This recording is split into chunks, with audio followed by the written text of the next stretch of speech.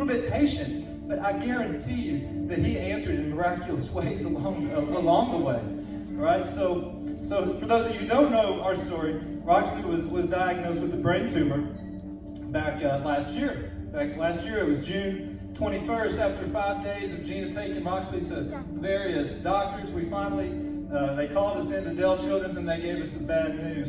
And it was a blow. It was a blow like you can't imagine. And the prognosis, there wasn't a lot of hope in it, right? The doctors didn't give us a lot. But I guess just through after that, we were there for 3 days. After 3 days, we went home. They told us they recommended radiation. We did that. We had 3 weeks to wait after that. We had an MRI. There was a follow-up because we had the first MRI that showed the tumor. But I want to tell you just about some of the events that happened along the way before we got to that point where that second MRI happened at.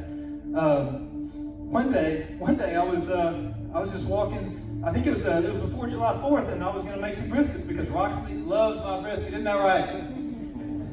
She's nodding yes back there. And I was walking out of HEB, and a man walked up to me and handed me this card. You can't see it from there, but what it says on it is "Expect a miracle." That's exactly what I needed to hear at that moment. And, he gave it to me, and it didn't register right away. He was with some ministry, and I gave him $5. I'm like, okay. But then I started thinking, I'm like, wow, expect a miracle. And it really hit me. And then as I was getting into my truck, yet another man came up with the same ministry, handed me a second card. Expect a miracle. Expect a miracle. And that changed the way that we prayed, that I prayed, for sure. And we did expect a miracle as much as we could, but this gave me hope. This gave me hope in that. That was God speaking to us, and it wasn't just a coincidence. That's not the only thing that happened. One word, and I had been listening to a sermon on an AM station that faded out, and I'm just sitting there in silence. And it was just from God, because I've never felt anything like it. Just what he gave me, what he put on my heart and in my mind was just the power of healing that Jesus used in his day when he walked the earth. That power still exists today. Still exists today through the Holy Spirit. And he put that on me. And I went home and I talked with Gina about it. And we read every healing. It was such an impact. I read every healing story in the Gospels. And Roxley was there. We read them to her too. And now the big part, the crazy thing, that did not happen after she was diagnosed. That happened 3 months before. 3 months before we knew that we had anything to worry about. I had no idea why he gave that to me. I just knew that he had never spoken to me in that way before. He was preparing me. He was preparing my family. He was preparing my daughter.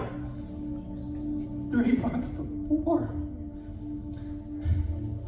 Every step of the way, when I knew I needed a group of men to pray with, it wasn't long when Sean came to me with there was a newly forming immersion group, a group of men right there that I needed. I've just been amazed. We've been blessed in so many ways through this community, through this church, just the people people have done some great things for us, but I guarantee you, God put that on your heart to do those things too. And it's not just the church body locally, but the church body across this nation. We had prayers every state. It's all over the place. East Coast, West Coast, all over the place, guys. It was unreal. I made some notes just because I didn't want to forget anything important that I wanted to say. The most important thing, I guess, September 7th was the day that we got our second MRI, and we came into Dell Children's. We had it on a Friday, and it was a Monday that we had to wait until the weekend was over to go in. And we came in, and our doctor had the biggest smile on her face, and she told us that the tumor was gone, that you could not see the tumor. And after that, we didn't stop there. We had other doctors. We had some of the best doctors in the nation, specialists in this exact tumor. And we asked them, how often does this happen? Not a single one had ever seen this happen before. Never seen this happen before. This is God. This is God. I've never been a part of anything like it. Now we're right in the middle of it. Praise God. He answered our prayers. He answered our prayer, and He didn't stop there. He didn't stop there. The next thing that happened, we were praying in our immersion group about how do we make sure that He gets glorified through this. And so we had a plan. Sean, you had a plan. We talked about it and we agreed on. Well, I tell you what, our plan didn't happen, but God had a better plan. He had KU come out and do a little interview. And after that interview happened, and it was in Austin, we got a call from Denver, and it was in Denver.